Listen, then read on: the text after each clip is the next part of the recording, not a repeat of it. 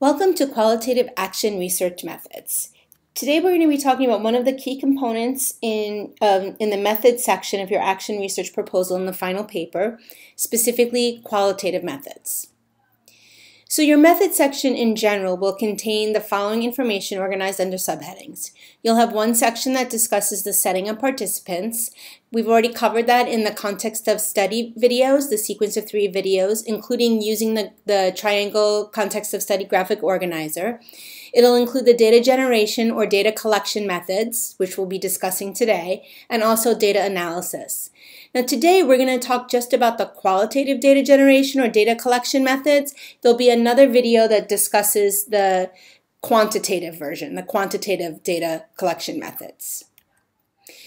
So your action research question, your research question will actually dictate the kinds of methods that you use. So if you're going to be asking questions about how much more or how does increased reading make a difference, things that use test scores, you'll need quantitative methods. But if your questions are focused on the impact of something, what is the impact or what is the effect, or why does something happen, or what role does something have, these are the questions that you'll need qualitative research methods to answer.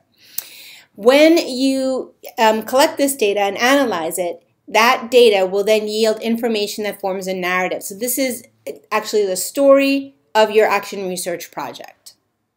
So we're going to discuss 4 different kinds of methods for collecting data or generating data in your action research classroom. Observation, which yields field notes, classroom artifacts, interviews or focus groups, and surveys or questionnaires. Again, your question is going to dictate which of these methods or maybe not, maybe it's going to be a quantitative study, but which of these methods will best provide the data that you need in order to answer your research question.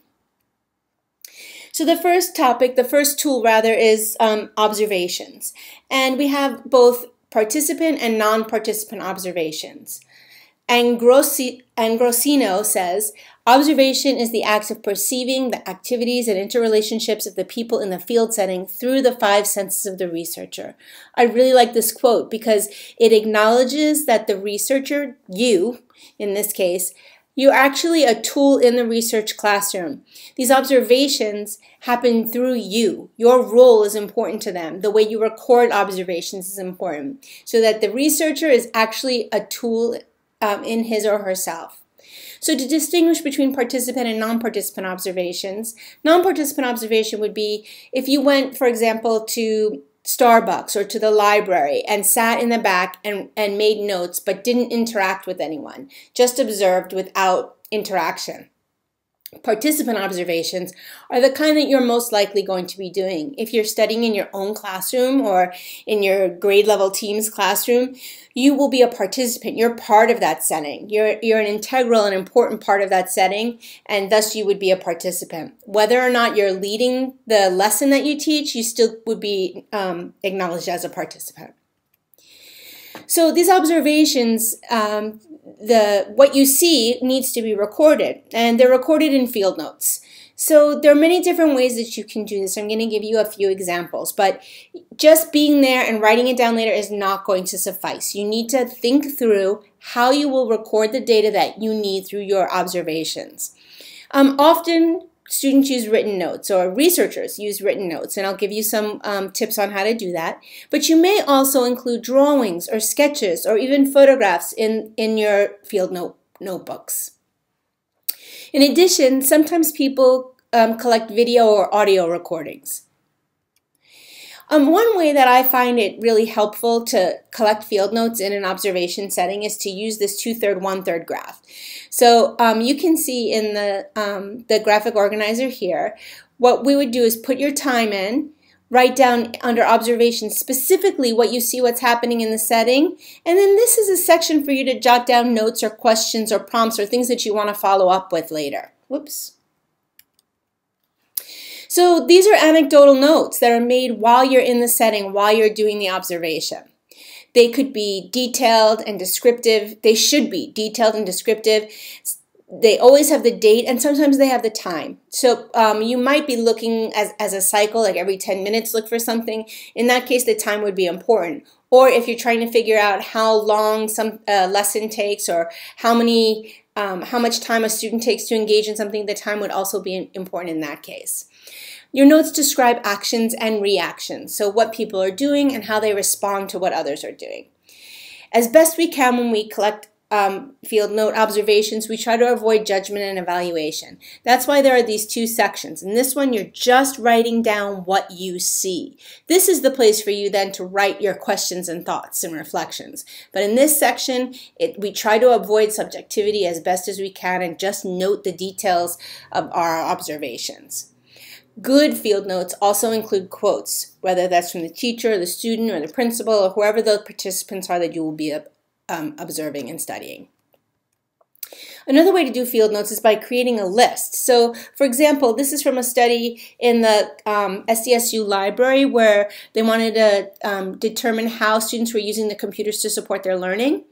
And so they created a checklist and looked over students' shoulders to determine if they were using academic websites, Wikipedia, Blackboard, for example. So you might create an observation checklist that guides whatever you're doing, whatever the focus of your research is. So based upon your research questions, you would create that observation checklist.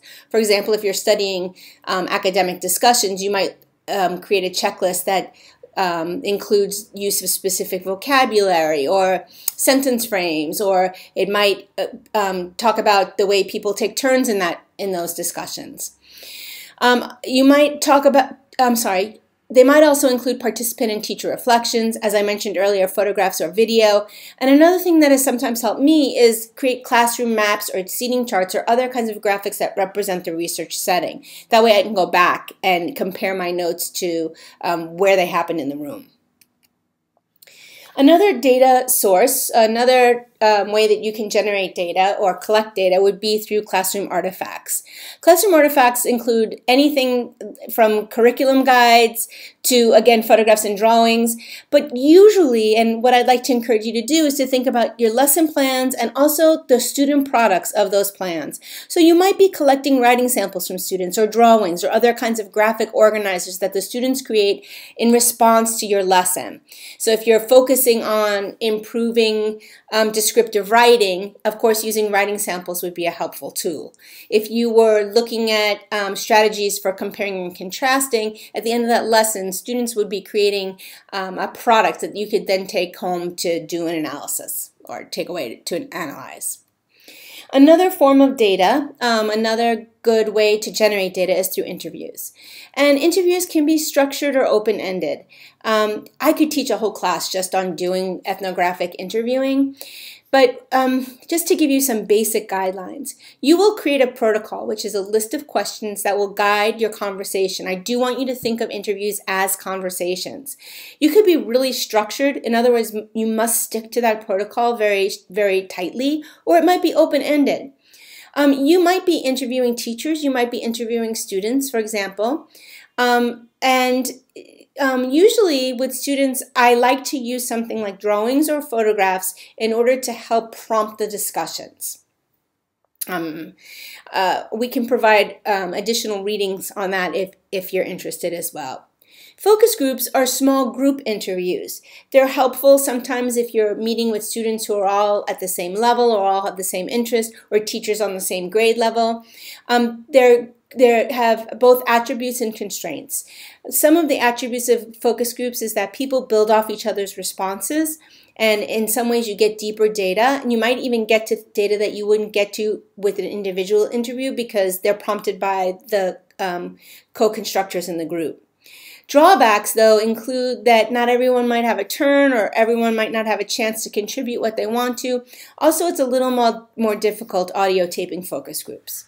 Whether you do a focus group or an interview, they should be recorded, whether audio or video recorded, so that later you can transcribe this and look closely at the detail. Do not rely on memory. Do not just jot some notes down during the interview. They really need to be recorded. For example, we talked about questions. I want to make sure that you understand that the interview questions will not exactly match your research questions. Your participants will be looking at a nuance of that. So you will be creating questions that might help you answer your research question, but they won't be specifically your research questions. We try to eliminate ambiguity whenever possible. Make sure that your interview questions only ask one thing, not this or that, or what would you do after that. So one at a time. Try not to lead into the answers that you're looking for. Isn't writing on a computer much better than writing with paper and pencil? That would be a leading question. Avoid questions that make participants feel inadequate. And of course, consider reading level when making survey questions. We're going to get to survey questions next. That's a little premature. Here they are. So surveys or questionnaires have similar kinds of questions, but they're sent out to larger groups. So if you're just studying, 3 or 4 participants, or even just your own classroom and pulling out a few focus students to interview, that's the best bet. But if you're trying to access larger groups, a survey or a questionnaire is more efficient. Closed questions are easier to analyze. Closed questions gives respondents a choice. Yes or no, true or false, multiple choice, or the kind of Likert scale that you do, for example, on an evaluation. Open-ended questions might give a free response. You might just give them 50 words if it was done online, for example, in order to complete that. So there are different kinds of data. Of course, having open-ended questions allows participants to go places that you didn't expect, but it's also harder to analyze. So for your proposal, you're going to need to to decide on 3 data sources, 3 different ways that you're going to generate data. They may not all be qualitative, but if you're using qualitative data generation procedures, you will choose from observations collected in field notes, classroom artifacts, interviews or focus groups, or survey and questionnaire. You will learn about triangulation in the data analysis video, but you will need at least 3 different data sources. In your proposal, you're going to create a 1 to 2 page description of the methods that you're going to use for data generation or data collection that you're going to use in your specific action research study. Not only list them, but be sure to describe how each method will be used and justify how it will answer your research question. So for example, you might say, I'm going to be observing students responding in literature circles because your study is on academic discussion. So that would allow you an authentic situation to observe the way that they discuss together. All right, don't forget to email us with any questions. And you will also, in this unit, in this module, have another video that discusses quantitative data generation procedures.